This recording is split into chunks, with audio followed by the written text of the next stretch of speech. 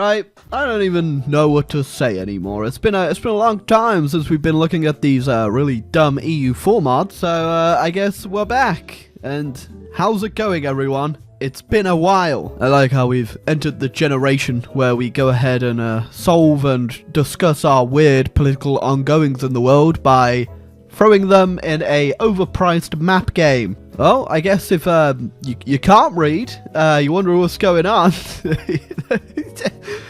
It's Brexit time! You know, breakfast is the most important meal of the day, as Boris Johnson said before setting sail for America, apparently. Alright, I don't think I really need to explain much here, but this is a mod for EU4 that goes ahead and puts the UK right next to America. Now, realistically, I don't know how much this will change in the game, so I guess we'll give it a go. So obviously we have a couple of nations we could be playing in the British Isles, such as England, Scotland, Ulster and Tyrone. There's realistically only one nation I will be playing as, because I don't hate myself enough to be playing the Ulster people. Alright, got a wide variety of options for us to go for here, but I guess we'll go with the Scottish, and of course, as usual, we'll always go for the Danish too. Right, so, you know, we've very quickly gone ahead and convinced the people in Northern Ireland that they are in fact going to be better under our rule, despite the fact that might be a little bit of a fib. So obviously, bar the fact we've shifted a bit in position, this is probably going to be a very normal England game, and as such, there's really only one direction we can go. They still have an alliance with the Livonians and their independence guaranteed by the French, but I don't think that's probably gonna be an issue. I think I'm already falling back on that little fib I told the Irish, because I'm already letting them get burned to the ground while they just sort of freely siege down Scotland. I would also go help by like get my navy over there, but unfortunately, because I don't have this tile right here, it's apparently completely impossible for me to get to the other side of my country. After pillaging Scotland to the ground, there's not a lot we can really do. We just sort of have to wait because the French are in the war, and eventually, hopefully, they will get bought. Oh, I just noticed. I think we left. Is that the Tower of London or something? What is that? We left London in the middle of the ocean. That's what we've done. There you go. I even took a couple provinces off the Scottish because I'm not worried at all about the coalition, because nobody knows I exist over here. All right, welcome Scotland to a couple hundred, years that you're gonna have to live through of me just, dragging you through all of my crap. Oh god, no! I looked away for a second and I'm getting William Wallace or Robert Leslie. Not quite as William Wallacey. Robert Leslie. Saddest part about England not being in Europe is we kind of have no purpose, really, if we're not annoying the French. I mean, what's there to really do over here? At least we can do what the English do best, a bit of a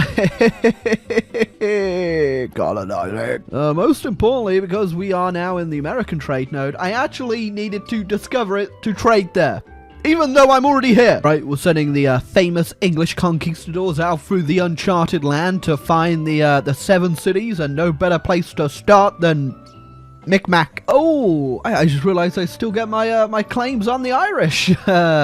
Interesting. Oh, you thought you got away scot-free this time, Ireland, but if there's a world where the English exist, there's just not room for you. I said we were leaving, but I just didn't forget to remind you that I'd also be coming back at some point to bring Ireland down with us. Oh, technically, they're not under my rule because I can't reach this land. It's too far away, so instead I'm giving it to my puppet Meath, which is a letter away from Meth. Here you go, look at that. It's a united Ireland under the British. A game away from Europe. There's some crazy stuff happening, but other than France getting taken down by, Gelray right now, I think everyone's snoozing.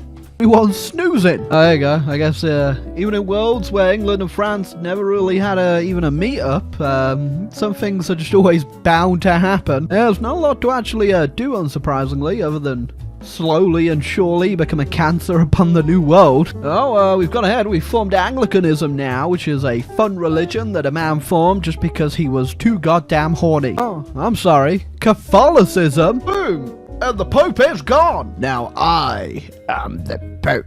I've seen some powerful name placements across the my time in EU4, but the whole of the Atlantic? I can get behind this one. You know, I told you to go look for a city of mass wealth and, gold, but I wasn't really expecting you guys to just hang around in Texas, guys. That's exactly what I did, guys. I left Europe, had enough of that stuff. Then I came back, dropped off my new religion, and then I'm gonna ignore it again and just head back on over. I'm not looking too good technology-wise. I'm incredibly far behind at the moment. I'm becoming a technological backwater, ruining my economy. It's all kind of bad stuff, but in the end, my name's over the Atlantic, so who's the real winner? Look at that! Digging under valuable cultural object is going pretty well for the English. You know what? I should put this in a museum. I had to quickly go down to the Caribbean for a second to do a bit of, colonizing, because I noticed this baby poo color green down here, and I'm not too much a fan of it. Oh, I am still allied with the Portuguese. Never mind, I love the Portuguese! God. I wish that was me. Oh my god. Really? Finally? We got a little snacky snack on El Dorado? Damn! Oh, there you go. Both a little early and also a bit late because of EU4 game types. It's Great Britain, everyone. Beautiful name placement. Oh my god. We actually found something. Oh, would you look at it's a Fountain of Youth. Oh, like, where even is this? There it is. Okay, am I gonna get to the Fountain of Youth? Just very surprised you guys found El Dorado and the Fountain of Youth, especially since you were spending half your time with your fun where the sun don't shine in Texas. Oh, the Spanish have sort of stole where I was gonna colonize, and I've kind of stolen where they were going to colonize, because I found El Dorado and the Fountain of Youth. Like, come on, why wouldn't I? Is a cool underwater gold heaven, or forever life of water, or Americans who will shoot me at some point. Oh well, the Pope has gone ahead and gave colonial Peru to the Spanish, but yeah, I don't care. I don't listen to the Pope. I gotta say, I was really expecting something a bit more wild from... Wait a second, Diff Marchand's actually really huge. What the hell's going on here? I've yoinked El Dorado before those pesky little Dutchies get their smelly little fingers on them. Oh, well, the French declared war on me.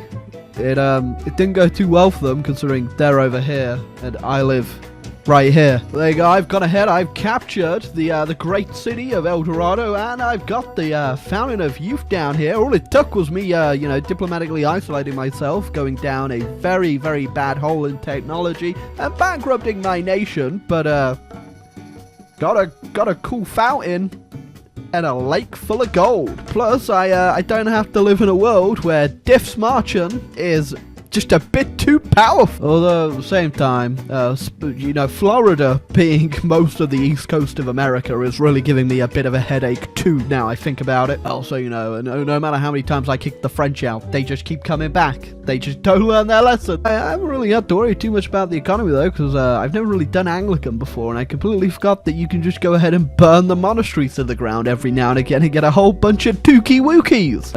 Also, the other powers of Anglicanism, like, getting yourself a new wife, and then when you're fed up with her, you divorce her, throw her in the river.